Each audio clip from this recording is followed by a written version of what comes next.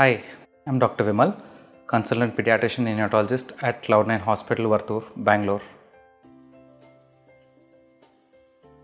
One of the common questions that the parents ask is, how do I make my preterm baby grow? To address this, let's look at what is in your hands to do to try and help the babies gain weight. 1. Ensure that baby is being fed adequately. Preterm babies often might feed directly on the breast but may not be able to take a lot of milk, and hence in these babies, especially babies who are smaller than 1.8 kgs, we would definitely top it up with an expressed breast milk or use formula as appropriate to make sure that we have a minimum volume of milk being given to the baby.